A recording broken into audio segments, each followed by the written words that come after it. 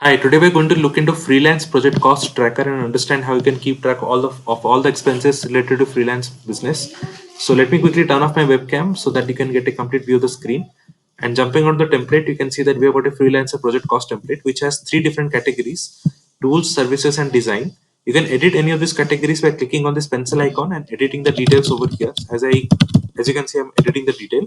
Underneath every category, you have a budgeted expense. So once you click on this, you can define your own budgeted expense amount, and everything gets updated as per that. Okay. You can also opt to add a new category by clicking on this new page, and it will automatically add a new category for your comment. Click on this three dot, and you can click on delete to delete any particular category as well. If you jump to the summary section, you can see that we have got a budgeted expense amount, the actual expenses, the differential between the both, and the percentage of actual expenses. And if you scroll down, we have a table over here where you can list all the expenses. So we have got an amount field, the category, and the particular name of the expense. So as you enter any of these values for this amount, everything gets updated on the top as well. You can see everything is changing. And if you go to the category side of things, you can also update the same, and everything gets updated as and when you are entering the values. Okay. So once I change any of these values, you can see everything gets updated.